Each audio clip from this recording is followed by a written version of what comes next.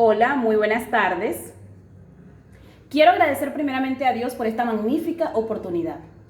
Agradezco también a este comité organizador de la Jornada Internacional Enfoques y Tendencias de la Educación en Escenarios de la Nueva Normalidad Post-COVID-19. Vamos a trabajar en una disertación titulada Los procesos de enseñanza-aprendizaje en el contexto de la pandemia por el COVID-19. Permítanme presentarme. Mi nombre es Sobeida Beatriz Castro Castro, licenciada en Educación Básica con énfasis en Tecnología e Informática, especialista en Informática y Telemática, egresada de la Corporación Universitaria del Área Andina en Colombia y actualmente estoy cursando mis estudios doctorales con la Universidad Pedagógica Experimental Libertador UPEL de Venezuela. Ahora bien, vamos entonces a hablarles sobre lo que son las implicaciones de la brecha digital para los países en desarrollo, en el caso de Colombia particularmente. Les podemos decir que en estos tiempos de pandemia, el Internet se vislumbra como la respuesta para dar continuidad a los procesos en todos los niveles. Decimos que pudiera ser como que lo que nos va a ayudar a resolver toda esta gran duda que ha surgido con respecto al manejo de las plataformas digitales. El Internet nos permite mantenernos conectados, usar las plataformas tecnológicas. Esta situación actual nos ha obligado a todos a trabajar desde la virtualidad. Lo hemos hecho vía online.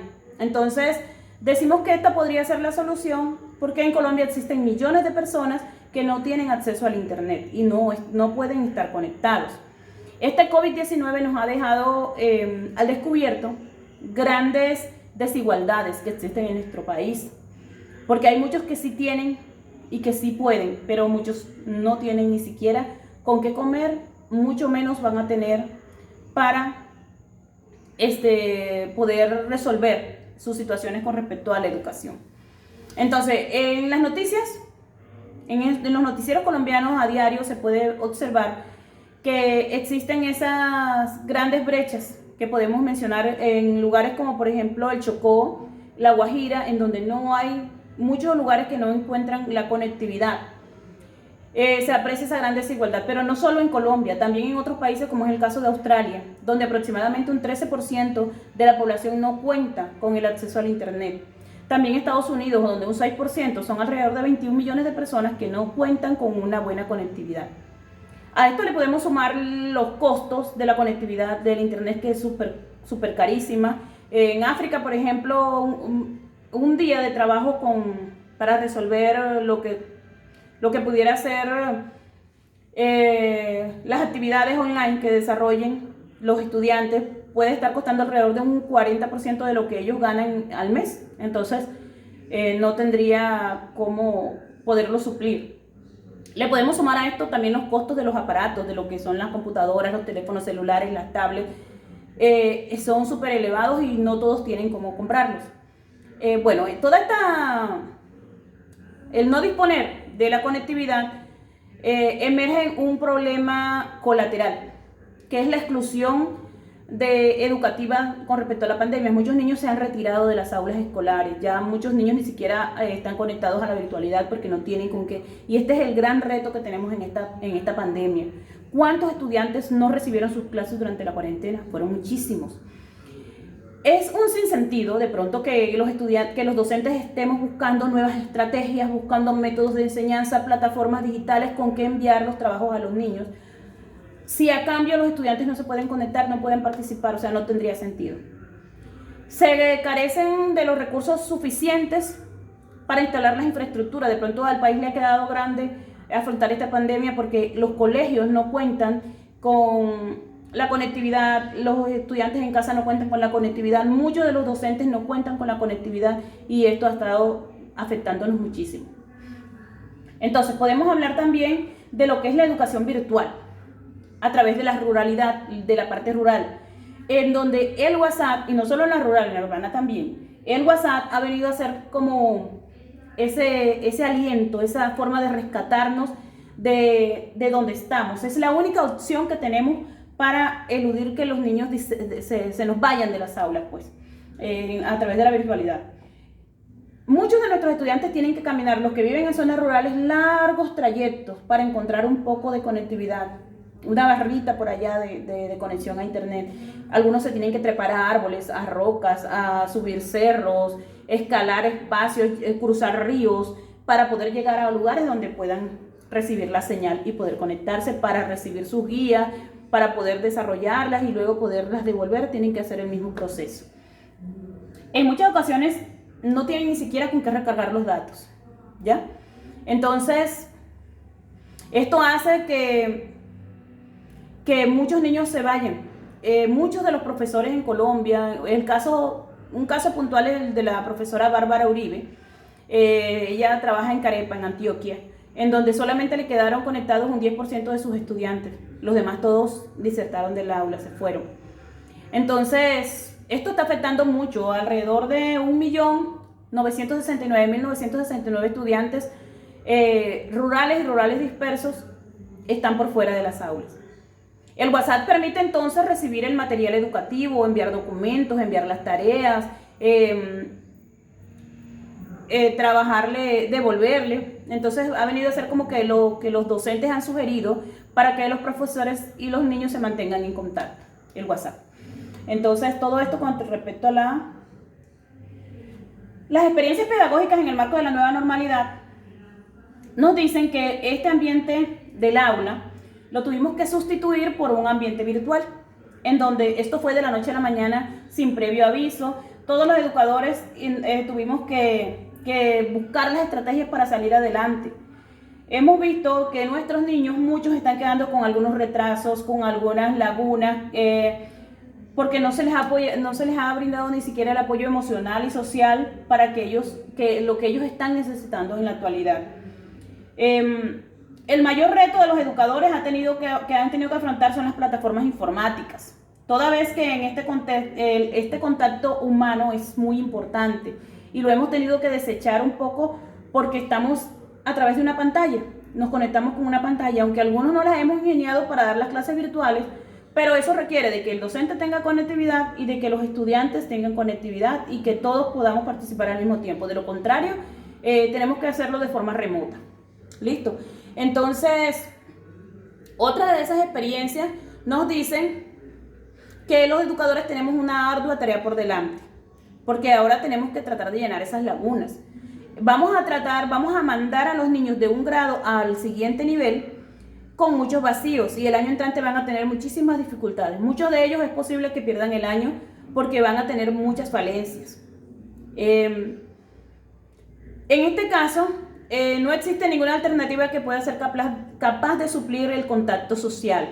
No obstante, pues muchos, como les digo, nos los hemos tenido que ingeniar. Pero los niños extrañan, al igual que los adultos, y todos extrañamos el abrazo, extrañamos el beso, extrañamos el podernos acercar, el compartir, el salir al recreo, al hablar con nuestros colegas, con nuestros pares.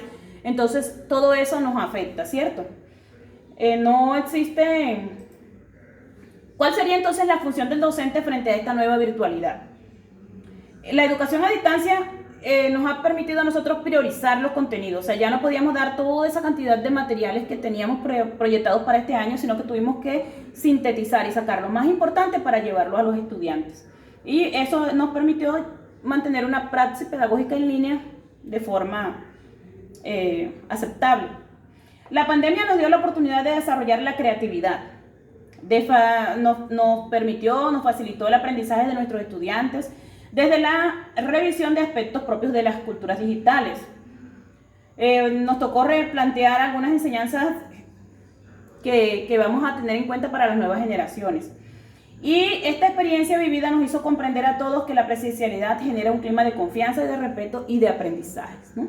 Entonces, decirles que esta sería la función como tal. Ahora miremos lo que tiene que ver con algunas reflexiones finales que podemos sacar de todo lo que se ha dicho. Entonces, la experiencia vivida durante este año 2020 nos ha dejado claro que la clave para mantener en contacto tanto a estudiantes como a padres de familia es la motivación. Nos corresponde a nosotros en todo momento estar motivando a los niños, teniéndolos ahí. Si hizo su tarea y la envió, decirle muy bien, te felicito, lo hiciste bien. Si tiene algún error, pues corregirle el error, decirle dónde está, para que él lo pueda corregir, luego volverlo a recibir, retroalimentar los procesos, estar muy pendientes, tanto de padres como de estudiantes, porque se desmotivan y pues se nos aíslan. Reconocerles esos logros es fundamental. Entonces también es importante mencionarles en un caso particular la Gran Maratón de Lectura, que es un proyecto de lectoescritor, donde lo que busca es afianzar el proceso de lectura. La idea es que se logren mejores resultados en cuanto a la parte de lectura y que tengan una buena comprensión, una buena calidad de lectura, que lo hagan de forma rápida. Entonces, consiste en que cada lunes se le enviaba una guía a los estudiantes que ellos debían leer diariamente la misma lectura, pero era con seguimiento de sus padres. Los papás tenían que estar ahí atentos, pendientes de ellos y estar revisando y escribiendo todo lo que ellos hacían, ¿no? Entonces, pendientes de cómo leyó, cuántas palabras leyó en un minuto, en cuánto tiempo leyó toda la lectura, de qué manera lo hizo. Y entonces los días viernes le devuelven al docente la guía resuelta con la comprensión de lectura que han realizado y un video en donde se puede evidenciar la forma como el niño está avanzando en su lectura. Y de esa manera se hace correcto el proceso y se han evidenciado grandes logros. Han mejorado muchísimo los niños a través de este proyecto, entonces ese es un punto a favor que hemos tenido en esta pandemia. Otros casos, muy puntuales, pero en muchos casos también hemos visto que los trabajos están siendo realizados por los papitos y no por los niños. Entonces le quitan a sus hijos la posibilidad de aprender, la posibilidad de crecer, la posibilidad de cometer errores y de corregirlos, la posibilidad de avanzar. Y luego pues se quejan, y es que mi niño no aprendió. ¿Cómo aprende? Debes dejarlo que aprenda. Entonces son como las reflexiones que podemos hacer, decirles que la pandemia nos ha sensibilizado a todos, que nos ha tocado ver cómo muchas de las familias han sido afectadas por este virus, muchos padres, familiares que han fallecido, que se nos han ido, que nos ha dolido muchísimo, tanto a ellos como a nosotros. Entonces nos ha dejado algunas preguntas que nos surgen con respecto a lo que vivimos. ¿Cómo vamos a presionar a un niño para que nos entregue un trabajo, a un estudiante que nos entregue un trabajo de forma estipulada en el tiempo que se le dio? Cuando ese niño tiene a su mamita enferma en una cama, que está agonizando porque le falta el aire, que no tienen con qué comer, ¿cómo? O sea, sería algo injusto, inhumano. ¿Cómo le exigimos que nos envíen el video, que nos envíen el trabajo, que nos envíen la tarea, cuando en casa ni siquiera disponen de dinero para comer? Ahora van a disponer para recargar datos. O sea, es como las disyuntivas que nos quedan. ¿Cómo pedirle que nos entreguen rápido un trabajo cuando en casa solamente hay un teléfono, pero tienen cinco niños? Y los 5 niños están estudiando y todos necesitan enviar sus trabajos y todos tienen que mandar sus tareas y los teléfonos no tienen las grandes capacidades y se saturan, se llenan la memoria y pues quedan prácticamente bloqueados.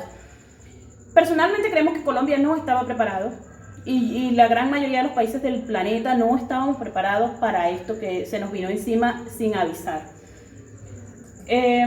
Y miren, ¿qué nos queda por decir? Nos queda decir que esta pandemia ha sensibilizado nuestros corazones, nuestros pensamientos y nuestra humanidad. Hemos aprendido a valorar la naturaleza, a valorar a la familia, a las amistades, a los alimentos, las ropas, el zapato, las comodidades, la diversión, los lujos, las fiestas.